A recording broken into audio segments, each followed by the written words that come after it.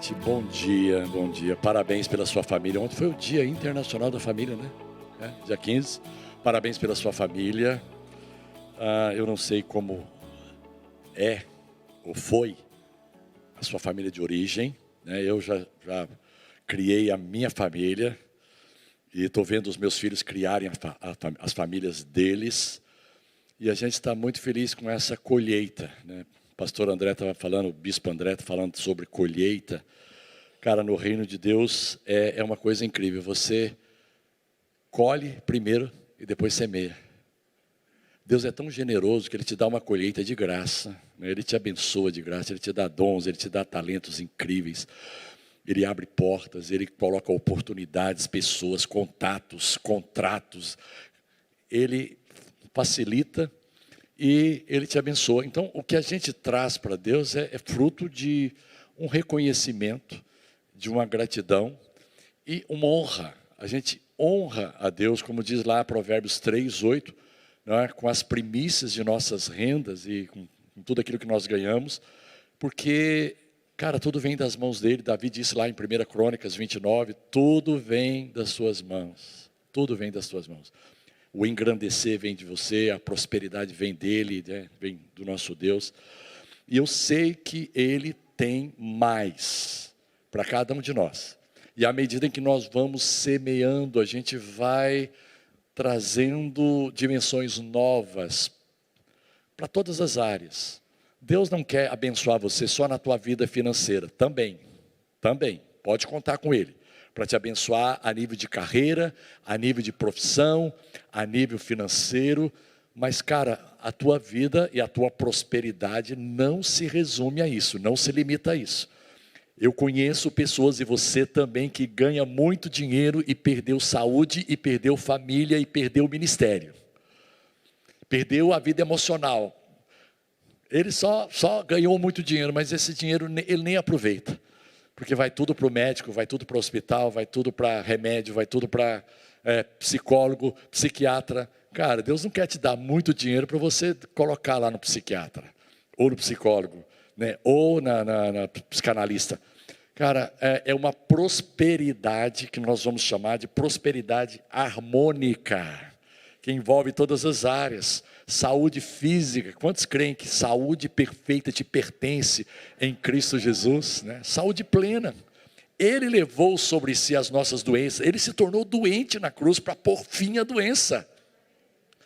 Ele levou toda a maldição na área emocional, traumas, recalques, sofrimentos, dores profundas no seu consciente, no seu subconsciente. Cara, harmonia interior.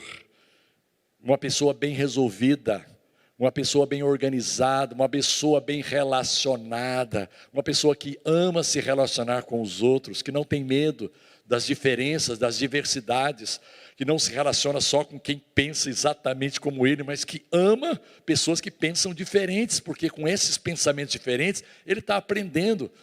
E vai dizer exatamente como Mandela, né? Mandela disse uma frase muito incrível. Ele falou assim: quando eu entro num debate, ou eu ganho, ou eu aprendo.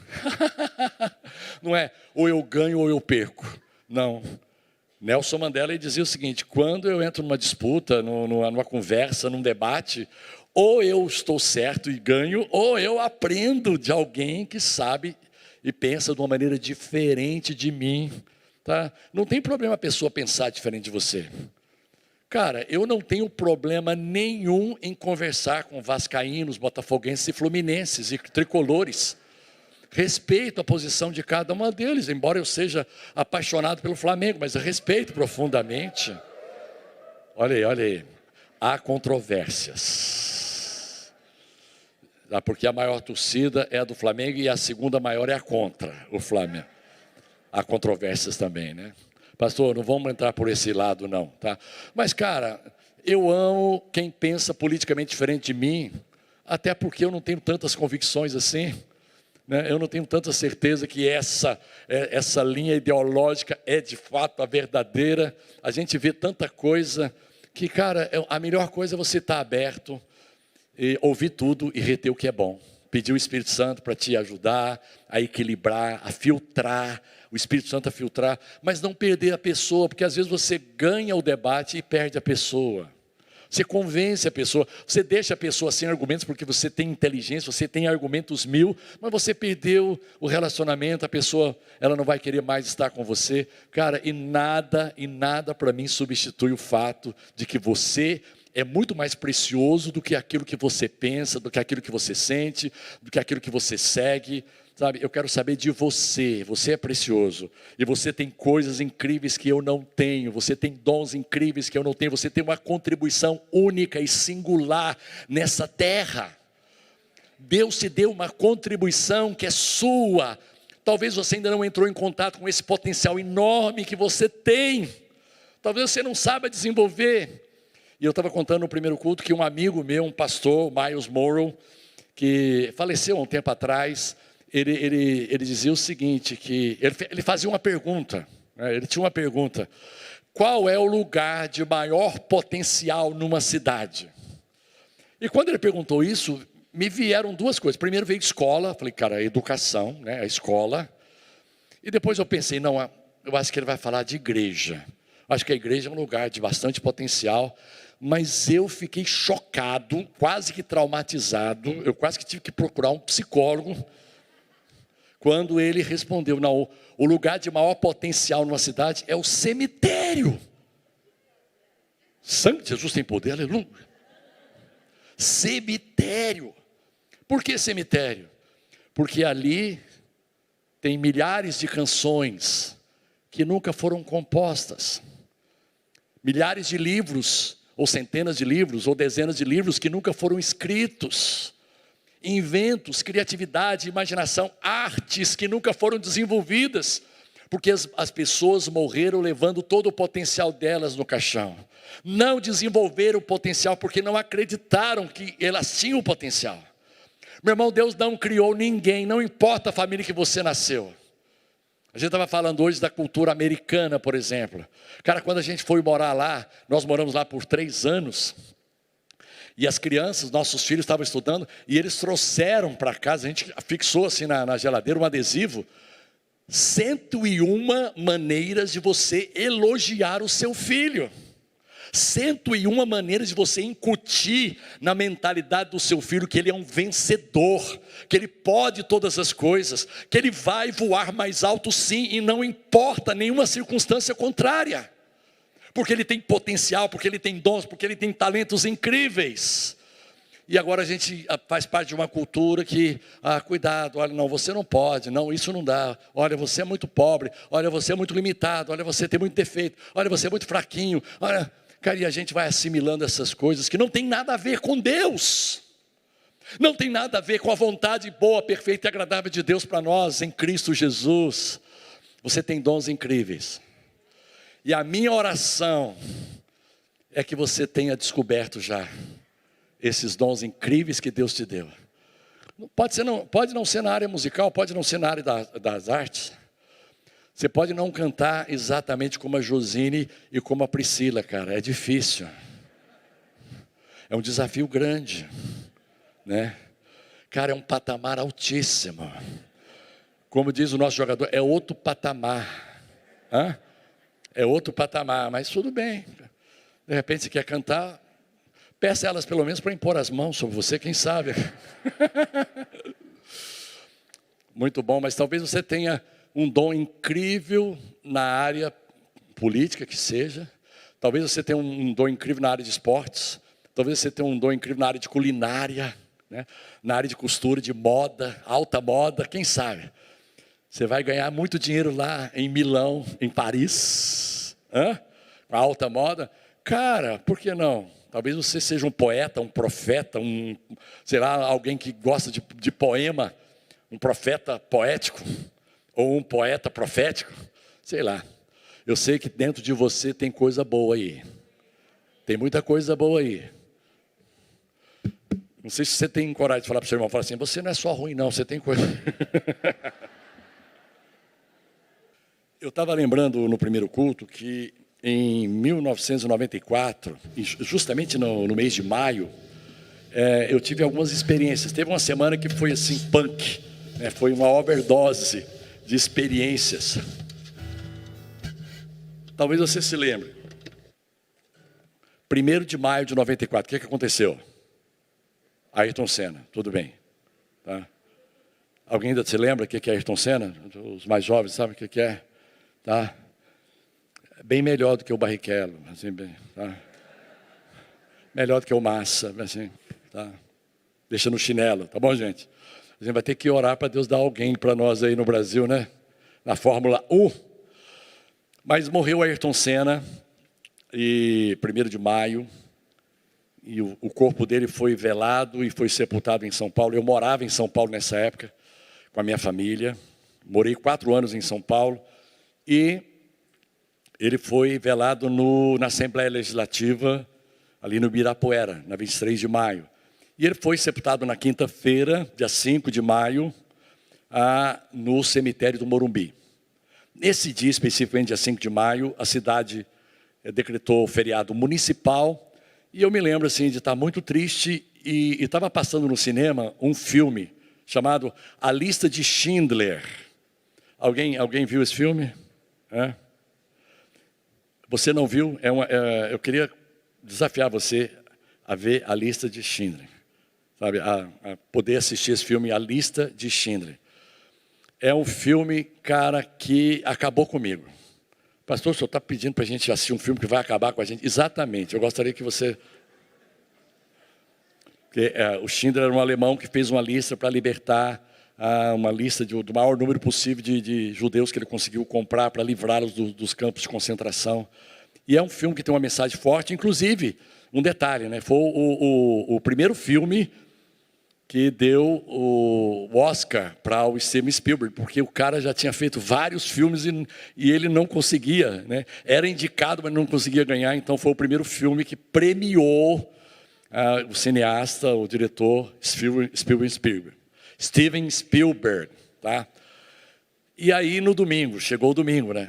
Dia das Mães, dia 8 de maio. Cara, eu amanheci chorando, triste. Por quê? Porque foi o primeiro ano da minha vida sem a minha mãe. Minha mãe faleceu em 93. Cara, perdi Ayrton Senna. Lista de Schindler. E Dia das Mães sem mãe. Cara, o que você quer mais? Aquele dia tinha tudo para ser o pior da minha vida. Mas sabe aquele Deus que ressuscita mortos? Aquele Deus que te renova do nada, que levanta o abatido de uma forma, né, maravilhosa. Cara, eu olhei para minha esposa e falei, cara, eu não me dou o direito de ficar triste, né? É o dia dela, e ela é mãe de 3 filhos maravilhosos. E, cara, eu me recobrei no Senhor, como diz a palavra, em alguns textos, diz que Davi, ele recobrou o ânimo. Eu peguei o violão e fui para um canto, e ali surgiu uma canção que, cara, reconhece assim o quanto Deus é maravilhoso, o quanto Ele cuida de nós, apesar das circunstâncias que nós vivemos no nosso dia a dia. E eu dei de presente para minha esposa e ela ficou feliz, tá? E ela disse para todo mundo, olha, essa música é minha. Ela foi me dada de presente pelo meu marido. E eu vou cantar. Maravilhoso, maravilhoso é estar em tua presença. É maravilhoso demais, maravilhoso poder te adorar com toda a liberdade, amor.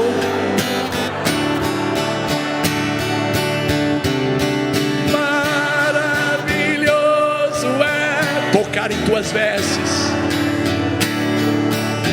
tocar nas tuas vestes, Senhor.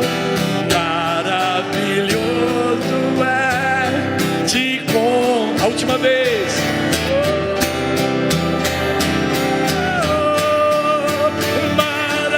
Maravilhoso é estar em tua presença. Maravilhoso é poder te adorar.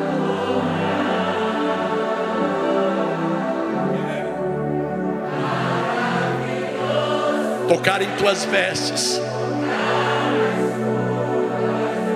como aquela mulher tocou e foi curada imediatamente. Maravilhoso é te contemplar, Senhor, te contemplar. Maravilhoso é te contemplar, Senhor. Deus é bom demais. Deus é bom demais. Obrigado, Deus. Cara, que lindo, hein? Um dia que tinha tudo para dar errado. Eu me lembrei de um homem na Bíblia que também ele tinha tudo para dar errado um dia em especial.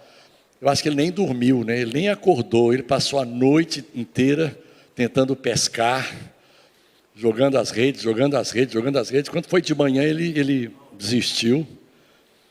E, cara, falou, não, o mar hoje não está para peixe, não dá. E recolheu as redes e já estava saindo, quando Jesus entra no circuito e pede o barco emprestado, e ele foi pregar, e Pedro ficou ali ouvindo, Simão, e de repente Jesus olha para ele e diz assim, olha, faz o seguinte, lança a rede de novo. Falou, Senhor, ouvi dizer que a sua profissão é carpinteiro. Pescador aqui sou eu.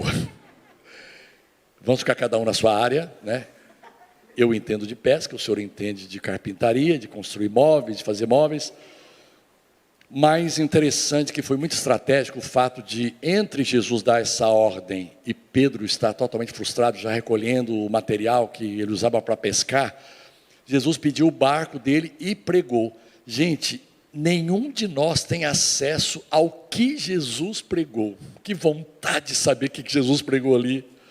Porque aquela pregação de Jesus sensibilizou o coração de Pedro.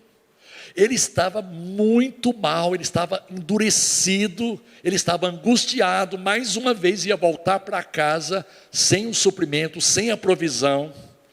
E você sabe que alguém que é chefe da sua casa, alguém que é o provedor da sua casa, isso é uma frustração enorme.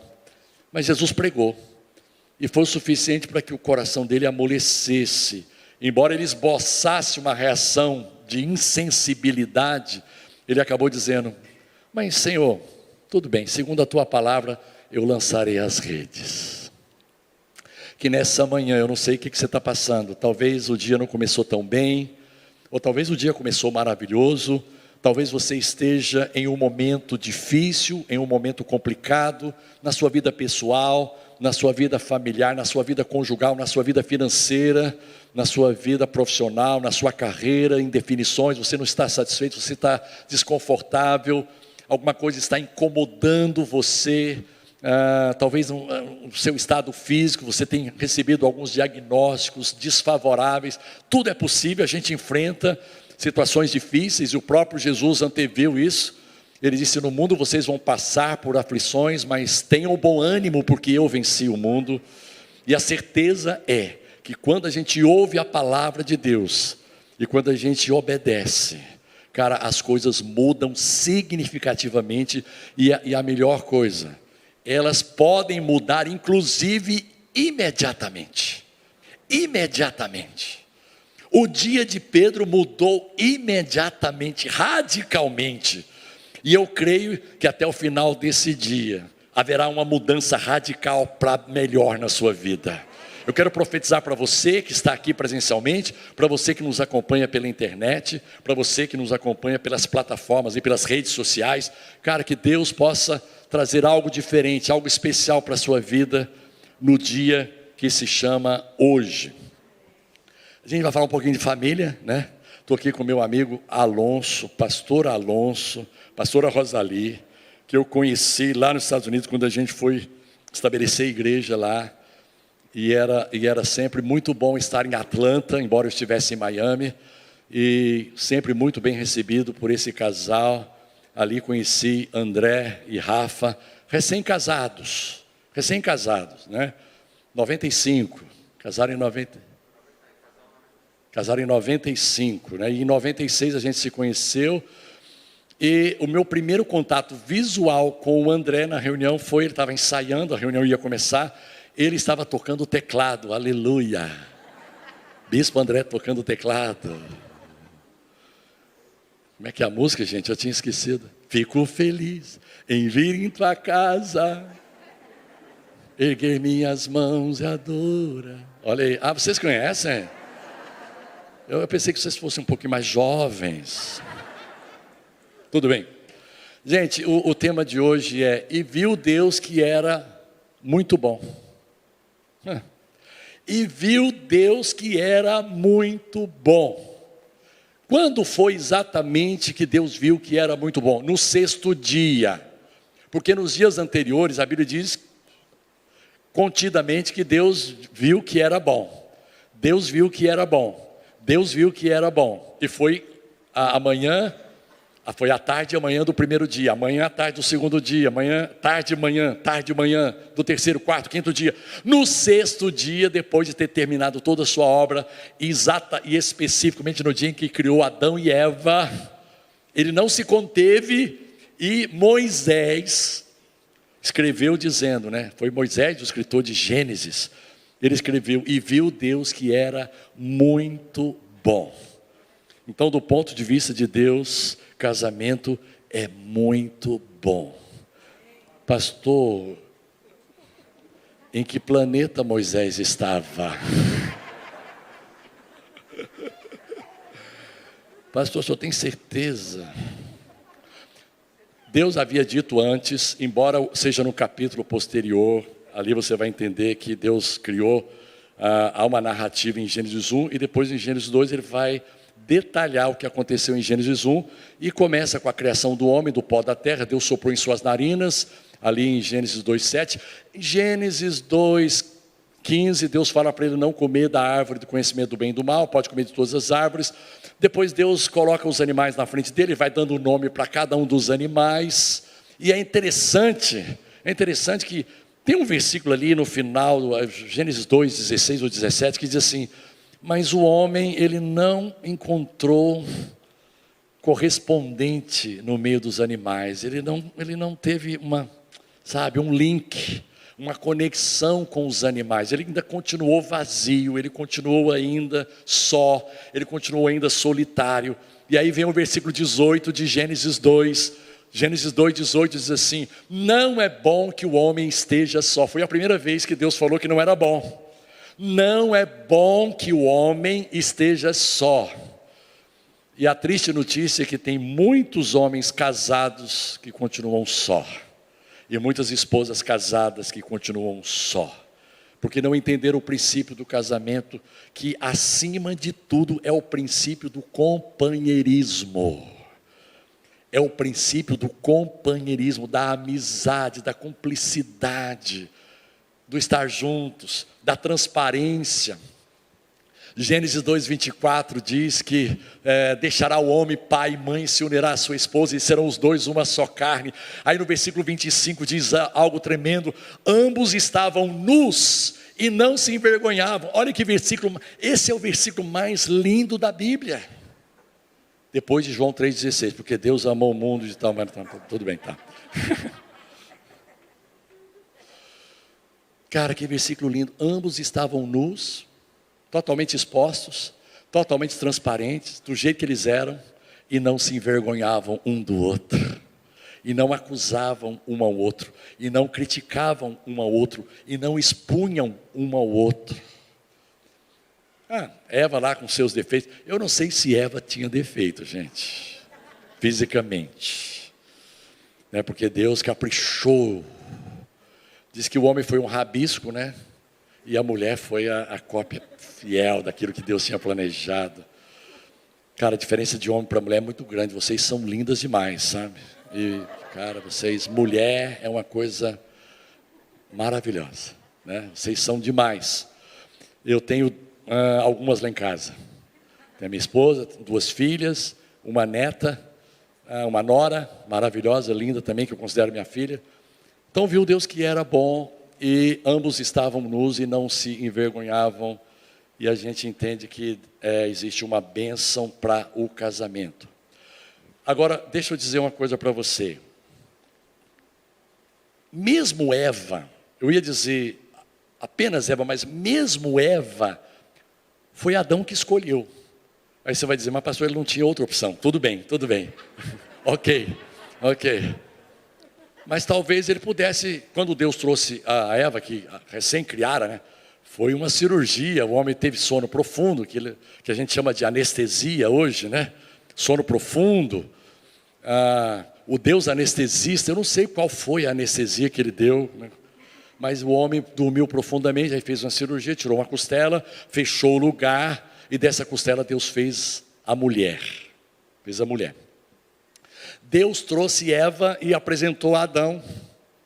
Cara, Adão poderia ter dito assim, olha, legal, poxa, eu estou vendo que ela é muito parecida comigo, tá, mas eu prefiro a girafa, sei lá. Tudo bem, eu vou ficar com a girafa. Ou vou ficar com o meu cão de estimação, o meu cãozinho de estimação. Sei lá, né? Então, em um certo aspecto, ele também teve a oportunidade de escolher, porque ele poderia ter dito assim, senhor, tudo bem, olha, ótimo, estou achando legal, é diferente de mim, estou vendo aí até pelos traços físicos, ela tem algumas coisas que eu não tenho, e eu tenho algumas coisas que ela não tem, né? Está tudo certo aqui. Mas, vamos dizer então que Eva tenha sido a única escolha que Deus tenha feito. E que Adão, então, ele com muita empolgação, com muita paixão e alegria, com muito entusiasmo, ele assimilou e ele se tornou um poeta e disse, essa é osso dos meus ossos, carne da minha carne, e será chamada pelo nome de mulher, de varoa.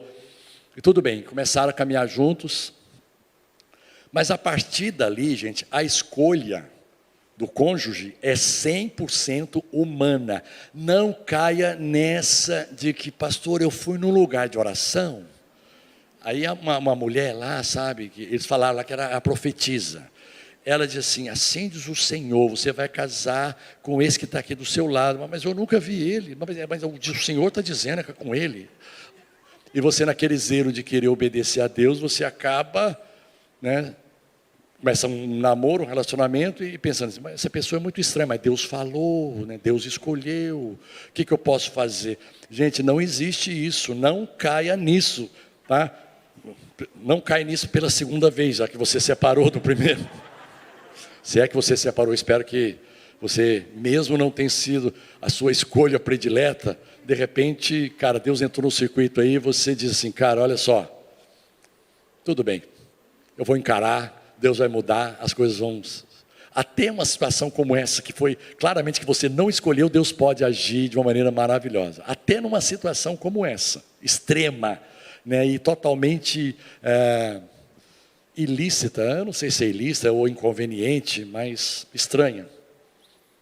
Mas a escolha é sua. E eu vou dizer uma coisa para você, todo relacionamento, e o Dirmã me lembrou bem, que não é só no relacionamento conjugal, mas em todos os níveis de relacionamento, em que se necessita de uma estreiteza maior, de uma proximidade maior, talvez uma sociedade, uma parceria para negócios ou para qualquer coisa, você vai experimentar algumas fases. A primeira fase, que eu chamo de fase de paixão, e descobri hoje que também pode ser chamada de fase de encantamento, né? Você está assim, anestesiado. Eu acho que o problema de Adão é que ele não esperou a anestesia vencer para poder falar. Ele acordou anestesiado ainda, né? Ele estava anestesiado e foi falando ainda debaixo do efeito da anestesia. Só depois, quando a anestesia parou de ter efeito total, é que ele pensou assim, gente, o que eu fiz? Quem é você? Eu sou Eva, sua esposa. Você virou poeta, você falou bem de mim, você disse que eu sou linda, que eu sou tudo que você precisava, que eu era tudo que você pediu para Deus. Eu falei isso. Eu falei. E tem um tal de pessoas ficarem insistindo. Eu não falei isso. A minha filha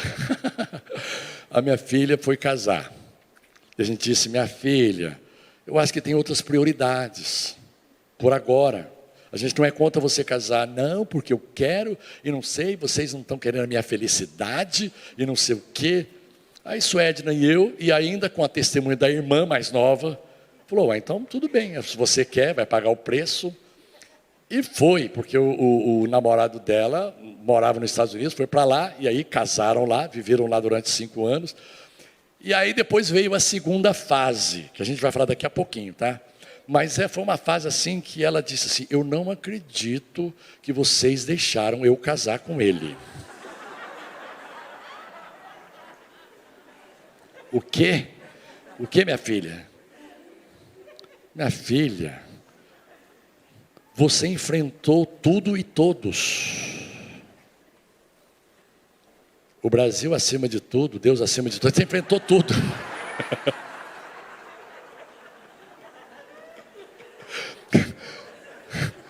Passou por cima de tudo quanto é tipo de conselho coerente. Nós demos conselhos coerentes, como pais que amam você.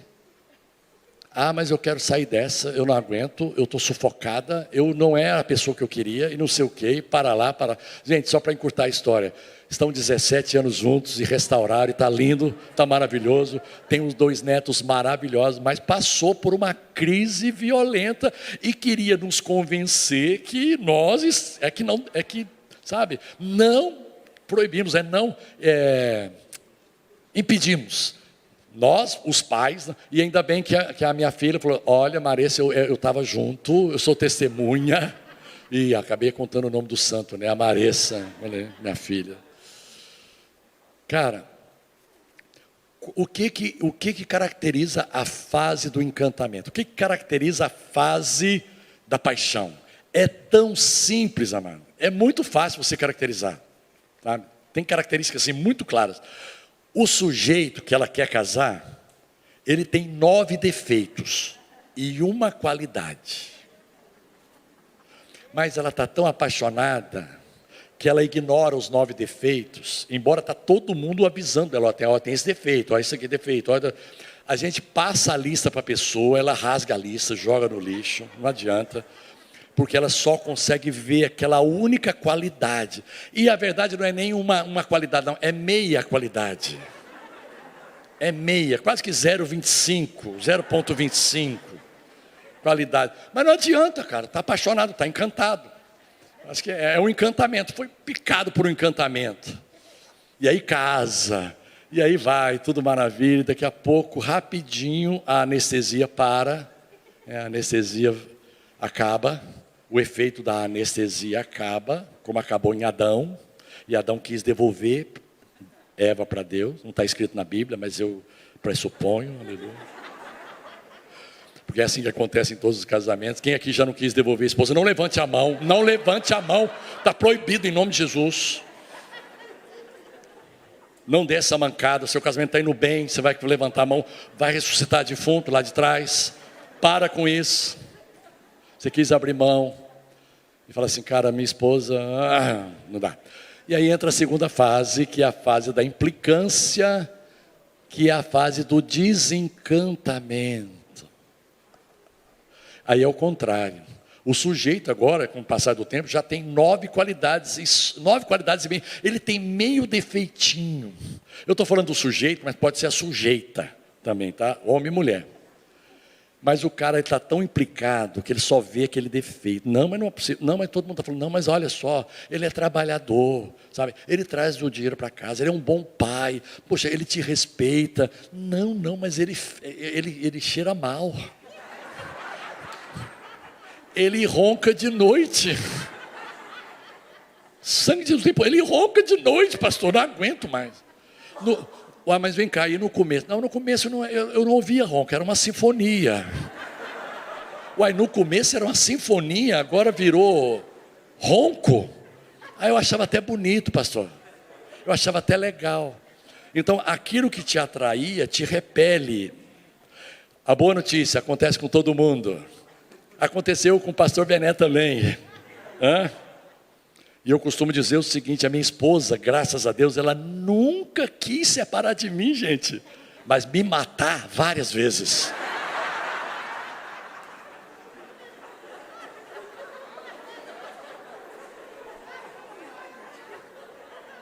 Glória a Deus, hein? A escolha é 100% humana. E o que acontece quando você entra na fase do desgaste, a fase das decepções, a fase do conflito, do desencantamento, da implicância? Essa fase era caracterizada por uma coisa também. Tem uma coisa muito forte nessa fase. Você quer porque quer mudar o outro. Você pôs no seu coração, eu vou mudar esse indivíduo de qualquer jeito, eu vou mudar ela. E aí fica naquela luta de um querendo mudar o outro. E eu preciso dar uma notícia para vocês aqui. Ninguém consegue mudar o outro. E eu vou dar uma notícia que vocês vão me chamar de herege. E provavelmente o bispo André vai rever as próximas vezes se ele vai me convidar ou não. Nem Deus muda você. Nem Deus muda você. O único que pode mudar você é você mesmo. Porque se Deus pudesse mudar, então eu ia orar, Senhor, muda a Suedna. Aí Deus, tá bom, é para já, meu filho, eu vou ouvir sua oração. Eu ia passar por cima do livre-arbítrio dela e as escolhas dela. E o livre-arbítrio? Quantos aqui já se cansaram de orar para Deus mudar o outro? Aí depois você desconfiou, depois de 25 anos, você desconfiou, falou assim, cara, Deus, me muda. Essa oração Deus ouve. Essa oração com certeza Deus ouve. Porque é sua oração, é a sua escolha. Cara, eu quero ser mudado. E sabe o que acontece quando você é mudado? O outro é influenciado pelas suas mudanças. Me lembra, bispo André, de contar aquela experiência daquele casal, 10 anos de casado, tá?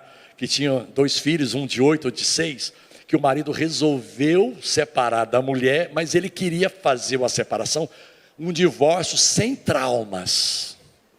Aí ele foi para um psicólogo, tá? Então no final, por favor, eu quero ser lembrado desse casal, que o cara já não aguentava mais. O que acontece? Essa fase da implicância, ou essa fase do desencanto, ela é a fase que emperra a maioria dos casamentos. A maioria dos casamentos não consegue passar. Eu costumo dizer o seguinte, gente, decepções no casamento, ou decepções na sociedade, ou decepções em parcerias, até ministeriais, equipes ministeriais, decepções são inevitáveis.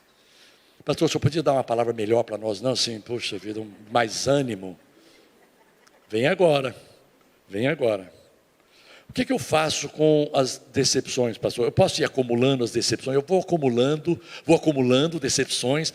Quando chegar a 50 decepções, aí eu dou um murro na cara do sujeito, né? E quebro os dentes dele tudo e saio daquela sociedade, daquela parceria.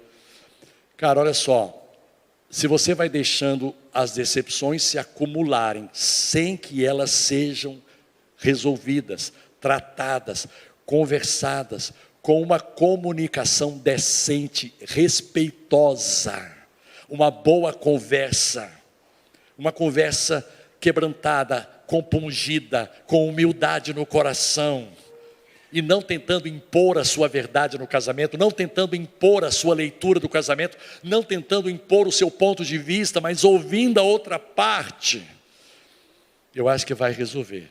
Então o primeiro conselho para você, não tente evitar as decepções, elas vão acontecer. Mas o segundo conselho, cada decepção que for vindo, conversa. Não deixe as decepções se acumularem. Sabia que você pode conversar com seu cônjuge todos os dias? Não, pastor, meu marido viaja, fica 7 dias. Ele não tem celular? Ele não tem um WhatsApp? Um Telegram? Um Signal? Sei lá, qualquer coisa. Não dá para vocês conversarem? Se é a maneira antiga, manda um e-mail para o seu marido. Pede para o seu marido mandar um e-mail. Se for ainda mais antigo, manda ele mandar uma carta no correio, escrevendo lá o que ele está sentindo. Qual o problema dele. Qualquer coisa, manda ele o telefone, ou fixo, usa o fixo. Lá em casa já não tem fixo mais, né? Usa o fixo para dizer, meu amor, precisamos conversar. Essa coisa não está legal. Deixa eu dar um exemplo bem prático para você aqui. Cara, eu esqueci de perguntar aqui que hora que nós vamos. São 12h17. O que até 12h20? Jesus Cristo. Ficou 3 horas da tarde que o bispo falou, eu lembrei agora, é verdade, 3 horas. Puxa, obrigado, senhor, o senhor me lembrou aqui. Tá. Gente, assim, sei lá, uns 2 anos de casado, talvez 3 anos de casado, que a gente começou a enfrentar já dificuldades maiores na nossa relação, e começamos a ter que fazer DRs, né? Discutir os nossos relacionamentos. Um dia, o meu pastor chegou para mim e disse assim, Bené, fez uma pergunta, como está o seu casamento? E eu muito entusiasmado, sempre fui um entusiasta do casamento, né? E viu o Bené que era muito bom, aleluia, né? Eu falei assim, pastor, meu casamento é um avivamento, aleluia. É uma visitação dos céus. Tremendo. Que legal, Bené, poxa, que bom. Aí na outra semana, Bené, como está o seu casamento? Pastor, eu não sei se você esqueceu, mas a semana passada eu falei, está muito, muito maravilhoso. Aí veio a terceira semana, eu falei, pastor, está muito bom. Aí veio a quarta semana, eu falei, pastor, está bom. Mas eu tô meio encabulado. Por que o senhor está perguntando tanto? Falei assim, talvez você não saiba, mas a minha esposa está fazendo a mesma pergunta para sua esposa.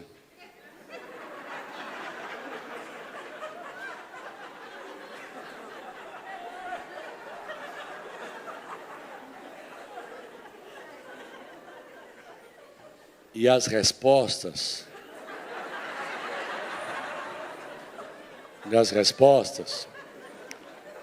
não estão batendo. Não estão batendo. Cheguei até a conversar com minha esposa. Será que o Bené está casado com a mesma pessoa? Será que a Suedna está casada com a mesma? E o meu pastor me deu um conselho maravilhoso, que talvez sirva para você hoje. O pastor falou assim, você vai fazer o seguinte, vou te dar uma tarefa, exercício, dever de casa.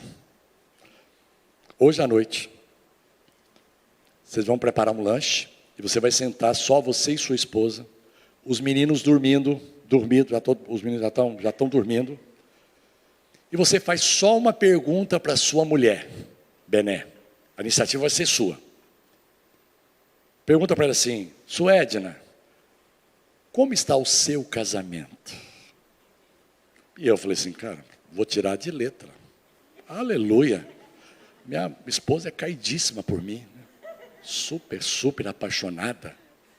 Sou talvez um dos 5 melhores maridos do mundo, aleluia. E fomos ali naquele clima, e ela toda amistosa, tranquila ali, a gente conversando e tal. E eu esperei o clima estar bem gostoso, assim, bem bom, tá? Falei assim, Suedna, olha só, eu queria fazer uma pergunta para você. Isso já era mais ou menos, Rafaela, umas 10 horas da noite, tá? Eu fiz a pergunta para ela. Falei, bem, como é que está o seu casamento? E rindo assim, né? Para tentar trazer leveza para a DR, leveza.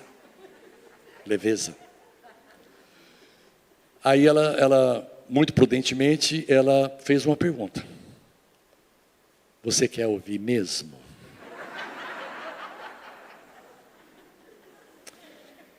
Eu me arrependo da resposta até hoje. Eu devia ter dito assim, não, deixa eu orar mais. Eu falei, claro, amor, pode falar. Quando foi 1h da manhã, eu falei, bem, dá para terminar? Porque, olha só, amanhã a gente tem que estar na igreja, né? 8h da manhã tem que estar. Ela falou 3 horas. Ela tinha uma lista. E não era uma lista em papel, não. Era uma lista dentro da mente dela, assim. Ponto 1. Eu estou insatisfeita com isso. Ponto 2. Ponto 3. Quando chegou no ponto 20, eu falei, bem, dá para deixar os outros pontos para um outro dia. Gente, eu nunca vi tantos pontos que ela viu. Cara, eu quebrei a cara. Eu falei, caramba, como é que 2 pessoas que convivem no mesmo casamento têm leituras tão distintas? Eu falei, tem alguma coisa errada. Eu preciso ficar mais esperto, eu preciso ficar mais sensível. Eu preciso trabalhar mais isso. Como que eu não percebi? E uma coisa a gente chega à conclusão: quando está muito leve para um lado, é porque está muito pesado para o outro. Então, isso aí você pode saber que, tá? Como é que está o seu casamento? Ah, está tão levinho, está igual uma pena. Irmão, qual o nome da sua esposa para a gente orar por ela? Vamos orar pela sua esposa. Ou talvez ao outro lado. Eu estou falando muito aqui dos homens, estou condenando os homens, porque talvez a mulher diz: olha, está tão gostoso, o homem está quase morrendo do outro lado. Tá? Pode ser o contrário também. Existem exceções. Existem exceções, tá? Então, cara, você escolheu e agora você quer. Então, assim, qual é o mito que você tem que quebrar? O mito da alma gêmea. Pastor, encontrei minha alma gêmea. Encontrou, Aleluia. Vamos ver quanto tempo vai durar essa alma gêmea. Ela é totalmente compatível comigo. Impressionante. Intelecto, emoção, até o acadêmico. Ela é médica igual eu. Olha, tudo. Eu não sou médico, tá, gente? Estou falando, tá? Eu sou contador, ciências contábeis. Tá? Nunca exerci, mas tudo bem. Músico, pastor, contador. Então, cara, não existe essa alma gêmea. Pastor, eu casei com a pessoa certa. Espera só um tempinho para ver se ela continua sendo a pessoa certa. O que significa o seguinte, que não existe a pessoa certa ou errada. Existem escolhas que você faz no seu coração e que vão fazer com que o seu casamento, a sua relação familiar, flua debaixo da bênção de Deus ou flua debaixo da pressão do inferno. Porque o potencial para o seu casamento ser uma embaixada do inferno é muito grande. O potencial, a possibilidade do seu casamento ser o inferno é muito maior do que você imagina. Pastor, mais do que eu já estou vivendo. Mas também a boa notícia é que ele tem potencial para ser uma extensão dos céus. Eu tenho 38 anos de casado. Estamos fazendo agora, Suedney, eu 39 em dezembro. 39. Cara, e assim, você não precisa ter nenhuma dúvida que o melhor lugar para eu estar na minha vida é na minha casa. Tem um ambiente de paz, tem um ambiente de respeito, tem um ambiente de dignidade, tem um ambiente de amizade, de companheirismo, um ambiente de amor ágape. A gente aprende, gente. É possível se amar com esse tipo de amor chamado ágape, que é o amor do tipo Deus. O amor incondicional, que é exatamente o mesmo amor com que Jesus amou os seus discípulos, e lá em João 13, os desafiou a amar as pessoas com a mesma qualidade de amor com que eles estavam sendo amados. Jesus os amou e se entregou por eles. Jesus nos amou e se entregou por nós. Maridos, amai vossas respectivas esposas como Cristo amou a igreja e a si mesmo se entregou por ela. Não existe casamento bem-sucedido sem entrega incondicional. Entrega, investimento. Jesus investiu em nós. Hoje a gente canta aqui, né? Tu és bom, tua bondade está correndo atrás de mim para me encontrar, e é verdade. Hoje nós reconhecemos esse amor, e essa mesma qualidade de amor que a gente canta e reconhece e expressa para Deus, é a qualidade de amor com que devemos amar as pessoas, a começar do nosso próximo. E quem é o mais próximo de você? Seu cônjuge, seus filhos, seus irmãos, seu pai, sua mãe, aqueles que estão na mesma família, no mesmo lar, no mesmo ambiente que você. Alguém está pegando aí, gente? Alguém está pegando aí? Pastor, qual é a terceira fase então? Vamos ver se a gente consegue chegar lá. Estou sem muita esperança, estou só esperando passar esse mês da família. Eu já ia separar, mas aí o bispo André veio com esse negócio, o pastor André também com esse negócio de família, eu fiquei assim com a consciência pesada. Vou me separar logo no mês da família, meu Deus, não vai dar certo esse negócio. Só estou esperando esse mês da família para poder separar do meu marido, separar da minha mulher, que já não aguento mais, os índices de tolerância já explodiram. Bom,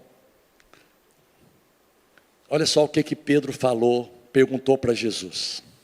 Pedro perguntou para Jesus: Senhor, isso aqui é na versão revista atualizada, contemporânea, moderna, beneditina, tá? Eu me chamo Benedito, então Beneditina, Benedito.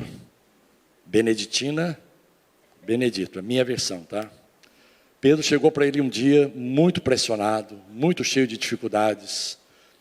Pastor Alonso perguntou para Jesus assim: pastora Rosali, quantas vezes, Senhor Jesus, eu tenho que perdoar a infeliz da minha esposa? Até 7. Achando que já estava abafando, né? Até 7. Porque já perdoei ela hoje 7 vezes. E Jesus falou assim: cara, você me deu uma boa ideia. Número 7 é o número da perfeição, né?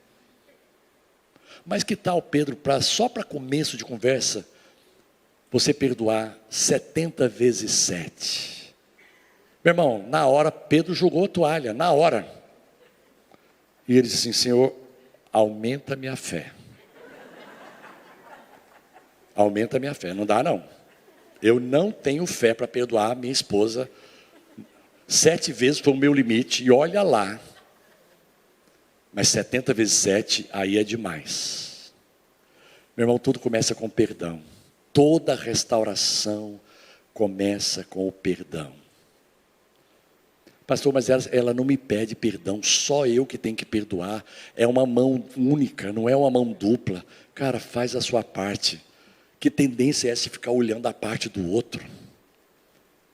Gente, o André, você não acredita. Bispo André e pastor André, diácono André, membro André, obreiro André, visitante André. Essa igreja aqui é cheia de André, sabe? E é verdade, porque André significa valoroso. Aqui está cheio de gente valorosa aqui. Quando eu tinha 16 anos, eu fiz parte de uma igreja batista, 16 para 17 anos. E eu percebi que meu pastor estava tendo um problema com a minha pastora. E esse garoto intrépido aqui perguntou para o pastor: pastor, está acontecendo alguma coisa no seu casamento? 17 anos. Assim, tá dando para perceber? Bom, eu percebi, não sei se os outros, mas eu... E olha que minha mãe me chama de desatento, mas assim, mesmo assim... Minha mãe diz que eu sou meio desatento, meio distraído, mas deu para perceber, pastor. Deu para perceber que o negócio aí não está muito bom. Sabe o que é o problema? A minha mulher, ela não se submete a mim. E a Bíblia diz: mulheres, submetam-se a seus maridos como a igreja se submete a Cristo. Eu falei: cara, que coisa grave, pastor. É verdade. Dá um tempinho, pastor. Fui lá na pastora. Fui lá. Falei: pastora, vem cá. Vamos ter uma conversa aqui séria. Tá? Um gabinete pastoral aqui. O pastor sou eu agora. A Bíblia não diz que as mulheres têm que se submeter aos maridos? Por que só não submete ao marido e acaba com essa encrenca que está entre vocês? É só a senhora se submeter e acabou, gente. E ela falou assim: sabe o que acontece? Que a Bíblia diz que os maridos devem amar as suas esposas como Cristo amou a sua igreja e se entregou por ela. Ele não me ama. Eu falei: é muito grave isso. É muito grave. É muito grave. Eu não estou exagerando. Tem um tom de brincadeira, mas eu estava desesperado. Eu estava tentando resolver ali um problema entre os meus pastores. E logo eu descobri o seguinte: cara, enquanto um ficar cobrando a responsabilidade do outro, não vai dar certo. Porque Deus não vai chegar para mim lá e perguntar assim: Bené, a Suedna, ela te serviu, ela foi companheira, ela se submeteu à sua missão, ao seu propósito de vida. Ele não vai perguntar isso para mim. Aliás, ele não vai perguntar nenhuma outra coisa não, tá, gente? A gente faz mais ou menos esse cenário assim, como se fosse chegar diante de um trono e Deus fosse escarafunchar a vida da gente. Mas só uma suposição para poder trazer mais força na ilustração. Se ele for ter que perguntar alguma coisa, ele vai perguntar o seguinte: Bené, você amou a sua esposa como Cristo amou a igreja? E eu vou dizer assim: Senhor, mas de que jeito? Ela não submetia a mim? Eu não perguntei isso. Eu não te perguntei da sua mulher. Eu estou perguntando você. Você amou ela? Mas como é que eu vou amar? Cara, Cristo amou. Como Cristo amou? Ou você acha que Cristo morreu por uma igreja santa? Ou ela ainda era pecadora? Deus prova o seu amor para conosco, Romanos 5,8, pelo fato de ter Cristo morrido por nós, sendo nós ainda pecadores. Cara, se não tiver perdão, não vai ter restauração. Então a primeira consciência, o perdão tem que existir. Dê o primeiro passo. Peça perdão. Eu tinha um problema com meu pai. Agora eu vou estender um pouquinho, porque eu estou falando muito do relacionamento conjugal, no âmbito conjugal. Deixa eu falar um pouco no âmbito parental. Eu converti com 15 anos e eu tinha uma mágoa, uma amargura com meu pai. Por N razões, eu não conversava com meu pai. E eu tinha uma distância e eu preferia que quando eu chegasse o meu pai não estivesse em casa.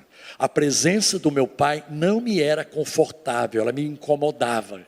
Com 15 anos, eu me converti. Cara, e Deus me deu a graça de ser sensível ao Espírito Santo. E o Espírito Santo chegou para mim e disse assim: eu quero que você faça duas coisas. Que você peça perdão ao seu pai. E que você diga a ele que você o ama. Eu falei: Espírito Santo, eu não sei se você sabe, eu me converti. Eu dizer que eu amo meu pai é mentira, e eu estou aprendendo que eu não posso mentir. Eu tentei dar um conselho para o Espírito Santo. Falei: obedece, fala pela fé que você o ama, mas pede perdão primeiro. Cara, eu fiquei ensaiando alguns dias, foi difícil, foi complicado, assim, me tirou de uma zona de conforto. Eu estava assim, cara, como é que eu vou fazer isso? Um dia, eu cheguei para ele, falei: pai, me perdoa, eu sei que eu não tenho sido um filho legal, e eu te amo. Só que eu fiz um terceiro movimento, que se o Espírito Santo falasse para eu fazer na época, eu não ia fazer, eu fiz espontaneamente, que foi dar um abraço no meu pai. Imagine um filho que nunca abraçou o pai na vida. Nunca o meu pai me pegara no colo. E sabe por quê? Porque o pai dele também não pegou ele no colo. E sabe por quê? Porque o pai do pai também não pegou. Sabe por quê? Porque o pai do pai do pai do pai. Porque Adão não pegou Caim no colo, pronto. Tá? Pronto. Adão não pegou Caim no colo. Talvez Abel, mas Caim ele não pegou, com certeza. Mas imagina o Espírito Santo chegando para mim e falando assim: ó, pede perdão, fala que ama e dá um abraço. Eu ia desistir do projeto, falei: muito obrigado, não quero esse projeto, não tem nada a ver. Eu posso escolher, Espírito Santo? Pode. Nada que eu falo é imposto, nada que eu dirijo você é obrigado, nada é goela abaixo. Comigo é assim, eu falo e você obedece se você quiser. Se quiserdes e me ouvirdes, comereis o melhor dessa terra. Se quiser, ninguém é forçado, tá? E você, se você não quiser, meu irmão, faz do seu casamento o que você quiser, cara. Você quer arrebentar com o seu casamento? Arrebenta. O bispo André não vai conseguir impedir você. A episcopisa, a Rafaela, não vai conseguir impedir você também. Ah, não tem.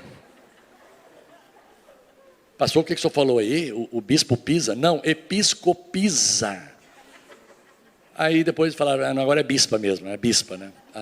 Rafaela, tá? Não vai impedir, o André não vai impedir, Priscila não vai impedir. Gente, ninguém vai impedir você, seu cabeça duro. Ou dura, né? Cabeça dura. E eu abracei meu pai. Cara, eu já contei isso aqui. Alguém aqui já, na época muito doidona sua, eu tinha um amigo que ele, assim, amigo sim, a gente trabalhou junto num projeto, porque talvez vocês vão pensar mal de mim, tá? Ele não era meu amigo, a gente teve uma caminhada junto durante um tempo. ele era drogado. E ele gostava de chegar. E ele dizia o seguinte: cara, quando eu estou maconhado, é uma delícia. Eu abraço tudo, eu abraço poste, eu abraço árvore. E eu falei para ele assim: olha, eu proíbo você dizer que você me conhece, que você é meu amigo. Mas eu abracei um poste, meu pai. Abracei um poste. Gente, a minha sorte, entre aspas, foi que eu perseverei 5 segundos, que era uma eternidade. Imagina você abraçar 5 segundos alguém que não quer ser abraçado. Depois de 5 segundos, o meu pai devolveu o abraço. A partir dali, o nosso relacionamento começou a experimentar restauração dia após dia. E no final da vida do meu pai, ele disse para minha mãe: o Bené é o filho que eu tenho mais orgulho. Cara, você não vai acreditar. Eu sentei no colo do meu pai, velho, com 3 filhos já. Eu fazia cafuné no cabelo dele, beijava. Cabelo não, porque já não estava tendo muito. Na careca dele, assim, beijava. Cara, que coisa linda. Gente, é possível. Sabe essa mulher que hoje você não aguenta nem olhar para ela?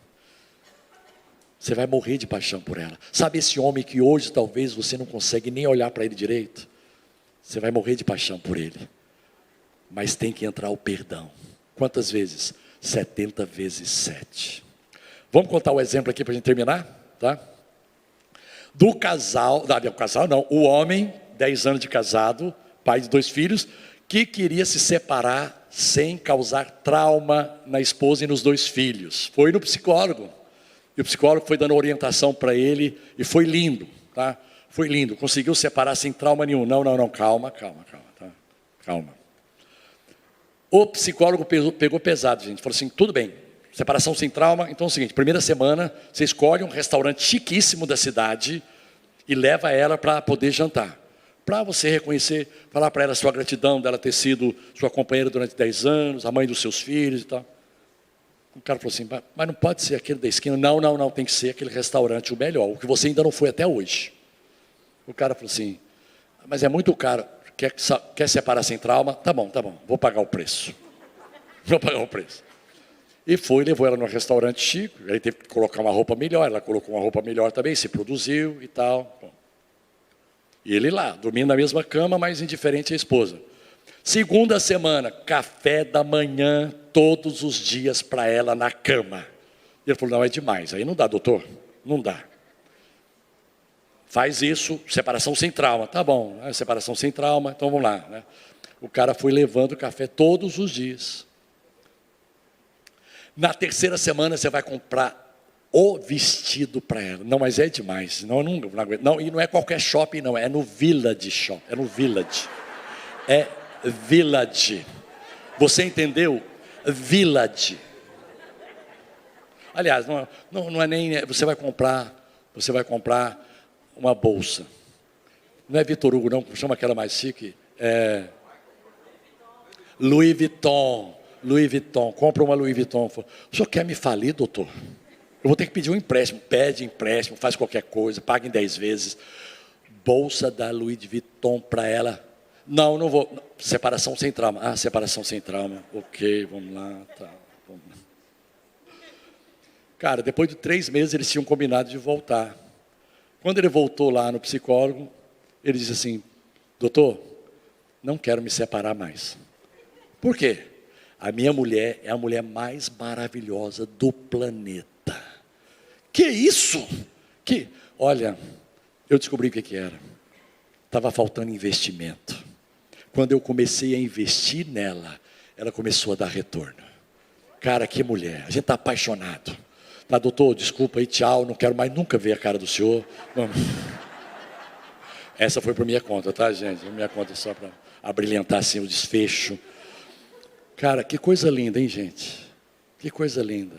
Há esperança para você. Agora, é o que eu falei para você.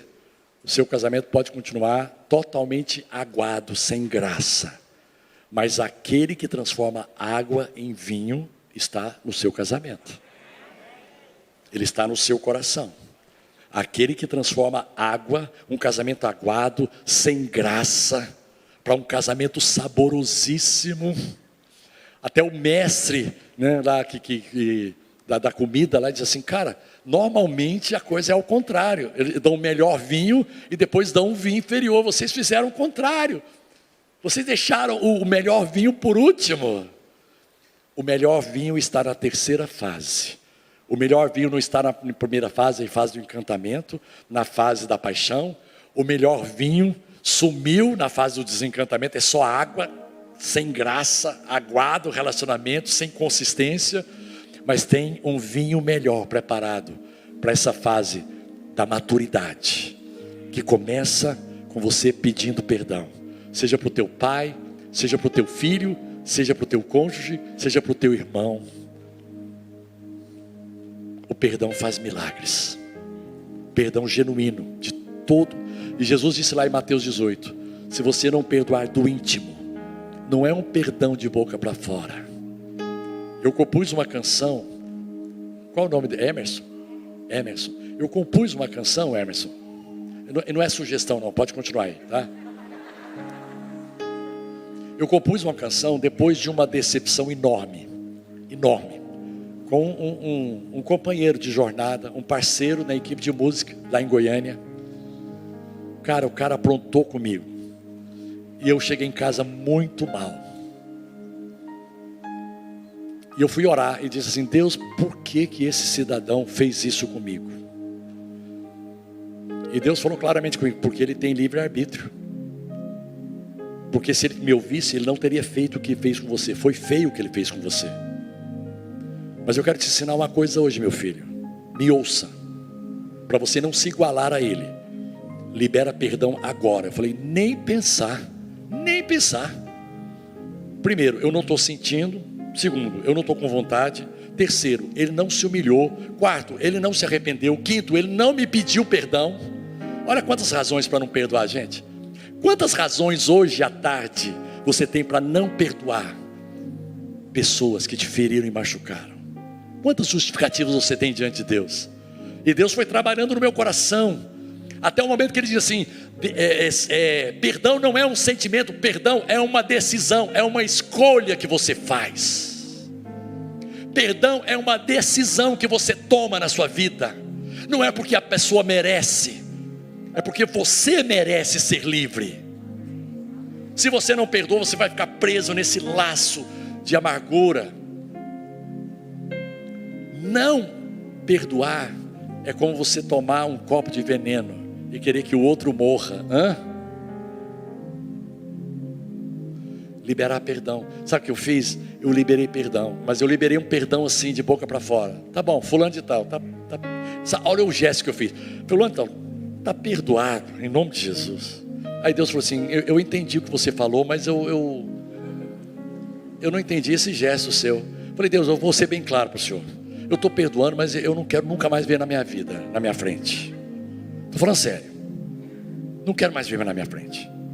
Nem pintar de ouro. Não tem essa expressão? Nem pintar de ouro. Esse não é o verdadeiro perdão. O verdadeiro perdão é trazer de volta para o coração. Eu falei, Senhor, não brinca comigo. Só está brincando com coisa frágil. Eu sou muito vulnerável.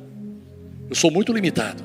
É trazer de volta a possibilidade, inclusive, de restaurar o relacionamento. Cara, foi difícil ouvir aquilo. Eu não estou dizendo que todo perdão tem que passar pela restauração, tá? Isso depende de caso a caso.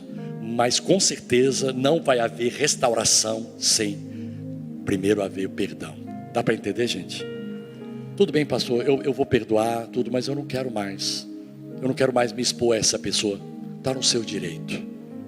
Mas se você quer lutar pelo seu casamento, se é uma questão de casamento, talvez se for uma questão de sociedade ou de parceria em algum outro projeto, ou até mesmo de ministério, talvez você tenha esse direito de não querer trabalhar mais junto. Tudo bem, mas você não tem o direito de guardar mágoa. Você não tem o direito para o seu bem, querido. Não é porque Deus está implicado com você, não. Ele quer o seu bem, Ele quer a sua liberdade. Alguém está me entendendo aqui nessa tarde?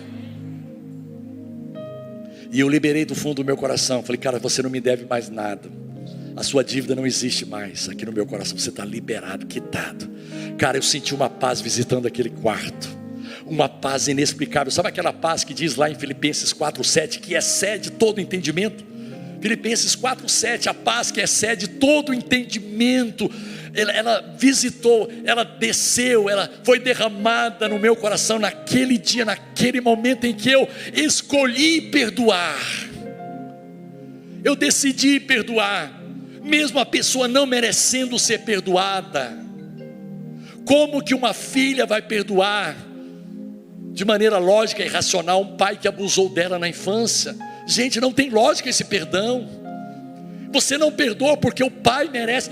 A filha não perdoa porque o pai merece, porque o pai mudou. Não, o pai pode continuar cafajeste a vida inteira, mas ela precisa de ser livre disso. Tem alguém me ouvindo aí, gente? E é só o perdão para fazer essa obra. E uma paz veio no meu espírito, e eu compus uma canção. Vou acabar te sugerindo. Dó maior. Só a primeira parte, tá, Emerson? Só para vocês saberem que música que foi. Uma música que eu cantei olhando nos olhos daquele irmão.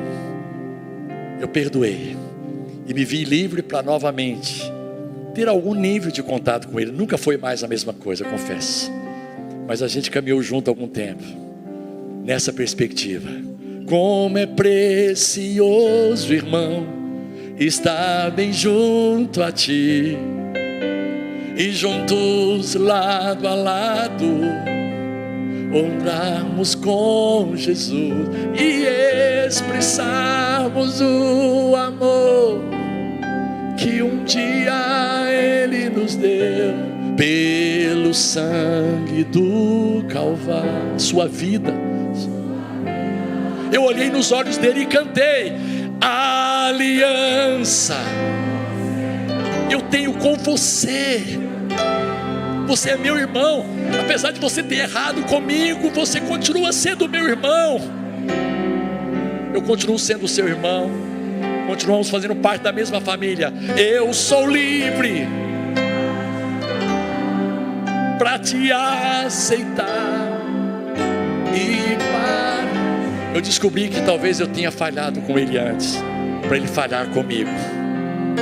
Eu sou no amor.